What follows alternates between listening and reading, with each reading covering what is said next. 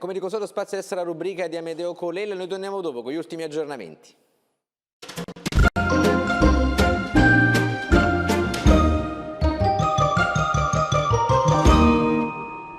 In lingua napoletana per dire guarda ti sei sbagliato, sei completamente fuori strada, usiamo espressioni molto colorite. Compà, hai sbagliato palazzo, vedi che hai pigliato un zar, oppure hai pigliato sisc per applauso. Ma la forma più colorita, divertente, anche se un po' volgare, con decenza parlando, è hai pigliato un cazzo per banche l'acqua.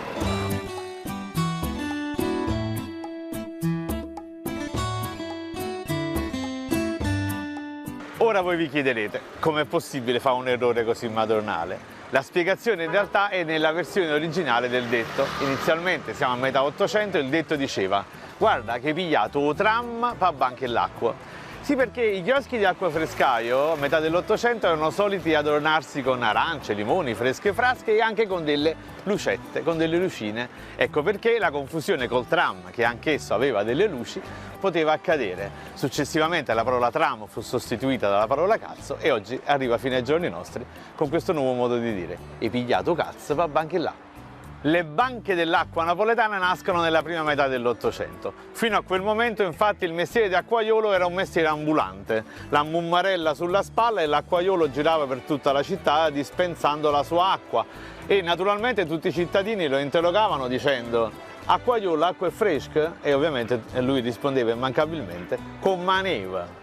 Nel 1835 Ferdinando II Borbone concede le licenze di acquafrescaio. Il mestiere di acquivendolo smette di essere un mestiere ambulante e diventa un mestiere stanziale. I chioschi vendevano almeno 3 tipi di acqua. Quella più diffusa era l'acqua di Serino, quella che ancora oggi alimenta l'acquedotto della città di Napoli. Poi c'era l'acqua ferrata, l'acqua ferruginosa, le cui sorgenti erano proprio nel centro di Napoli, sotto la collina di Pizzo Falcone. C'era, e i napoletani se lo ricorderanno ancora, una sorgente di acqua ferruginosa proprio accanto al Maschio Angioino, dove è il molo Beverello. E d'altronde il toponimo Beverello viene proprio da Biberellum, ovvero risorgenza, fontana. Era l'acqua ferrata della collina di Pizzo Falcone. E infine l'acqua più prestigiosa di tutte, l'acqua suffregna, l'acqua sulfurea, l'acqua dei Campi Flegrei, l'acqua di Castellammare, l'acqua che aveva grandi proprietà organolettiche, faceva bene alla pancia, faceva bene ai reni, faceva bene all'intestino e qualcuno la beve ancora oggi e soprattutto aveva delle proprietà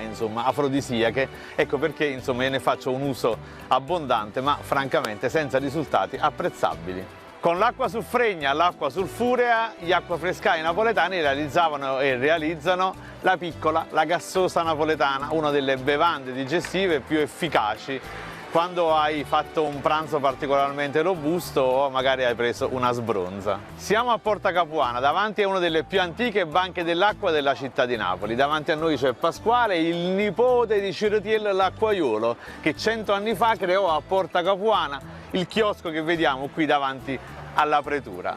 E oggi prepariamo insieme a voi una piccola, ovvero una spremuta di 2 mezzi limoni con l'aggiunta di acqua sulfurea, ovviamente quella di Telese, l'acqua che oggi è normalmente commercializzata. Non piace a molti perché ha questo sapore un po' di uovo sodo, però nella bevanda è straordinaria. E ovviamente alla fine c'è l'aggiunta del bicarbonato di sodio che produce una vera e propria eruzione che ha delle proprietà digestive straordinarie. Bisogna berla proprio durante questa eruzione.